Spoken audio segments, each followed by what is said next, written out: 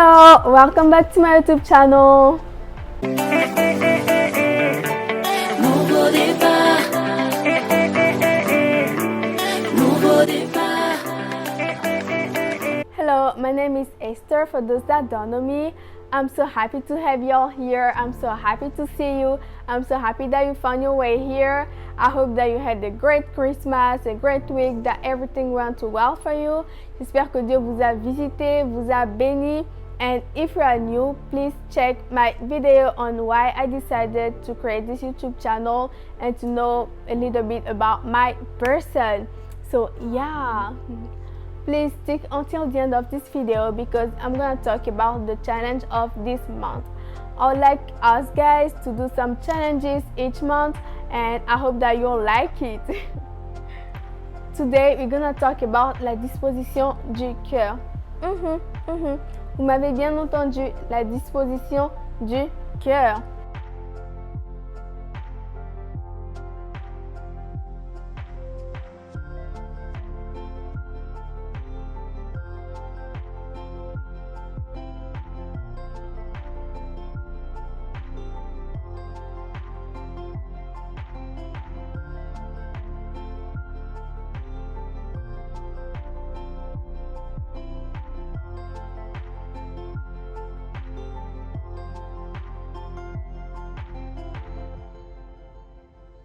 Et j'aimerais commencer par encourager ceux qui aiment Dieu, ceux qui aimeraient connaître la volonté de Dieu pour leur vie, se rapprocher de Dieu.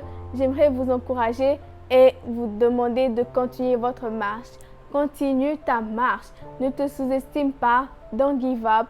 Ne te compare à personne, que ce soit ton frère, ta soeur, ton voisin, l'enfant du pasteur. Ne te compare pas. Parce que tu es avec ce niveau-là, que toi t'appelles le petit niveau spirituel, j'aimerais te dire que Dieu te parle. Dieu te parle déjà dans ce que toi t'appelles ce petit niveau spirituel.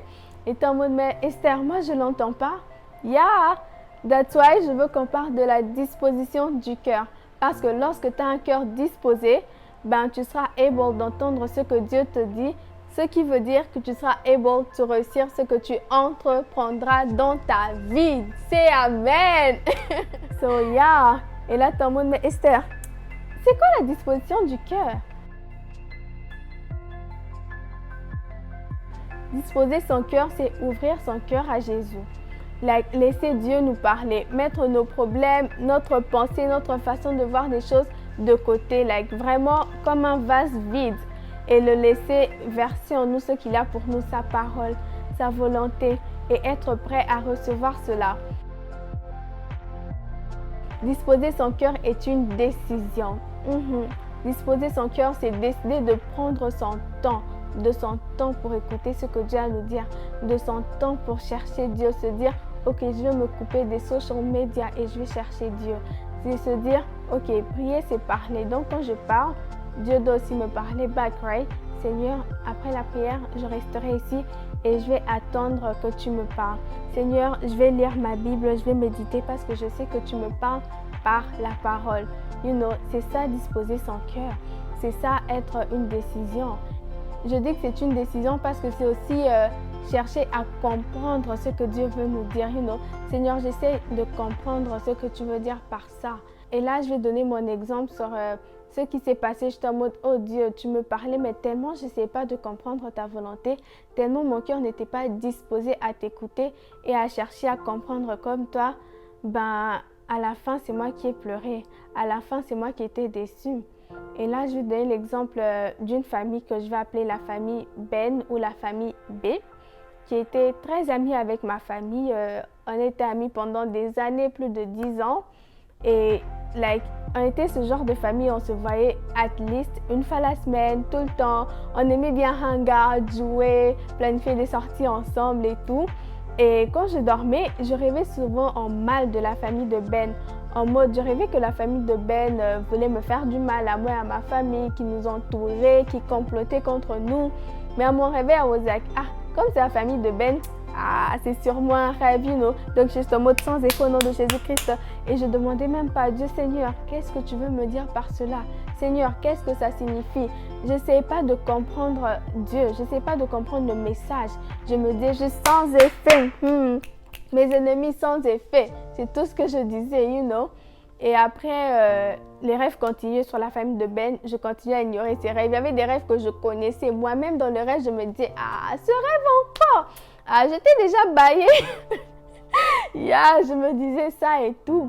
Et pendant ce temps, la famille de Ben, ils ont commencé à nous offrir des cadeaux empoisonnés. Il y a des cadeaux empoisonnés à ma famille pendant toutes ces années. Et comme moi, j'ignorais les rêves, comme on se disait, c'est la famille de Ben, c'est la famille de Ben. Donc, on leur a donné cet accès-là à notre vie. Ils ont commencé à nous offrir des cadeaux. Et des années plus tard, malheureusement, ces cadeaux ont commencé à faire effet et certains membres de ma famille sont tombés malades. Certains membres de ma famille sont tombés malades, vraiment malades et tout. Et on a compris que c'était la famille de Ben qui nous faisait ça. Et c'est là qu'on avait pris nos distances avec la famille de Ben et tout. Et j'étais en mode, oh mon Dieu, si seulement je cherchais à comprendre ta volonté, si seulement j'avais disposé mon cœur à vraiment te chercher et à comprendre ce que tu voulais me dire, on allait déjà, créer cette barrière, cette distance avec la famille de Ben. Oui, ils pouvaient continuer à vouloir nous combattre way and other, mais ils n'auraient pas eu cet accès-là, cet avantage de nous donner des cadeaux directement, qu'on puisse les manger, boire ou les utiliser, Et c'est ça, c'est vraiment essayer de comprendre la volonté de Dieu. Disposer son cœur, c'est aussi être prêt à écouter ce que Dieu a à nous dire et à obéir. Oh yeah, obéir, c'est la partie la plus dure, mais c'est la partie la plus importante aussi si on veut vraiment voir la main de Dieu dans notre vie. Quand je dis être prêt à écouter la voix de Dieu, c'est parce que Dieu ne va pas toujours nous dire ce qu'on veut entendre. On ne recevra pas toujours de Dieu ce que nous, on veut pour notre vie. Dieu nous dira ce qu'il sait qui est bien pour nos vies, ce qu'il sait que c'est worth it pour nos vies. Parce que dans Jérémie 29, 11, I believe, il sait, car je connais les projets que j'ai pour vous, les projets de bonheur et non de malheur, afin de vous donner un avenir et de l'espérance. Yeah! Donc, on doit être prêt à recevoir ces projets. Parce que, je vais te donner un exemple banal. C'est un peu comme si tu te disais, oh, moi, j'aimerais manger aujourd'hui le mac and cheese ou ma kemba. Ma kemba avec la chèvre et tous les oignons là et tout. Et tu te dis déjà, ah, j'espère qu'il y a le piment poussière à la maison, Et tu vas chez ta maman, tu es en mode, maman, qu'est-ce que tu prépares? Et toi, tu espères que ce soit les makemba ou le mac and cheese, Et maman te dit, les brocolis, le poisson salé et le foufou. Non, et la chikwang. Et je dis pas que ces nourritures sont pas bonnes, c'est juste un exemple, C'est juste un exemple. Et toi, tu es en mode, mais non, maman, moi, je veux manger les makemba, le mac and cheese today. Et maman commence à t'expliquer les valeurs nutritives des brocolis, comment c'est bien pour ton corps, pour faire grandir ton corps. Et toi, tu es en mode, non, moi, je vais aller chercher mon propre makemba, mes makemba et ma chèvre dehors. Alors que maman veut que ton corps prospère. C'est comme Dieu. Dans 3 Jean 1, 2, je vais lire à côté. On dit, bien-aimé, je souhaite que tu prospères à tous égards. Sois en bonne santé comme prospère l'état de ton âme.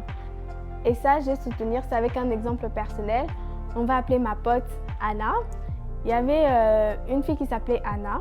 Au début, on n'était pas amis, on se voyait juste bonjour, Et je rêvais déjà d'Anna. Je rêvais qu'on était amis. Je rêvais que quand on était dans cette amitié-là, dans mes rêves, elle m'éloignait de Dieu. Je péchais quand j'étais avec elle. Elle m'éloignait vraiment de Dieu. Et j'étais en mode, Seigneur, vu que moi je ne traîne même pas encore avec Anna, vu que je ne traîne pas avec Anna, je ne pensais pas que j'allais commencer à traîner avec Anna. Alors, juste sans effet le péché, Et encore une fois, je ne demandais pas à Dieu, Seigneur, qu'est-ce que tu veux dire par cela? C'est quoi ta volonté? Qu'est-ce que tu essaies de me faire comprendre, Alors, j'étais juste en mode sans effet Anna. Et quelques semaines plus tard, j'ai vraiment commencé à traîner avec Anna. On est devenus amis proches.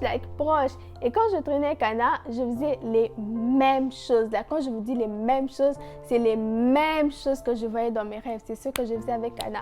Donc, oui, elle a commencé à m'éloigner de Dieu. Et oui, j'ai commencé à pécher. Et elle aussi, plus tard, elle me l'a dit qu'elle faisait les mêmes. Elle rêvait que moi aussi, je l'éloignais de Dieu. Alors, disclaimer, 2 personnes peuvent être des très bonnes personnes, mais juste leur mélange peut être mauvais. Quand Dieu te dit, ne sois pas ami avec cette personne, même si c'est une bonne personne. Dieu sait pourquoi, juste obéis. Donc, c'était juste une parenthèse. Notre amitié a fait en sorte que nous deux, on s'éloigne de Dieu.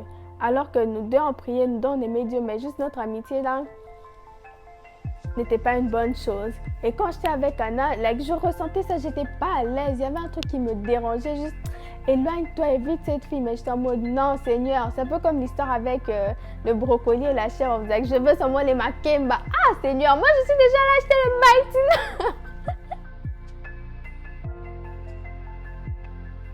Et c'est là que je vais parler du challenge du mois, qui est de demander à Dieu de nous aider à disposer nos cœurs, reconnaître sa voix, comprendre sa voix et surtout à obéir à sa voix. Donc c'est ça le challenge de ce mois, et aussi de faire la même chose pour l'un de nos proches, que ce soit un membre de famille, un ami, vous choisissez. Et si tu veux faire ça pour plus d'une personne, it's up to you! Do you? Amen. Que Dieu te bénisse. That will be nice. So, c'est ça le challenge de ce mois de janvier. Et là, vous êtes en mode, mais Esther, comment je fais pour écouter Dieu? Comment je fais pour me mettre dans cette atmosphère et tout? C'est simple.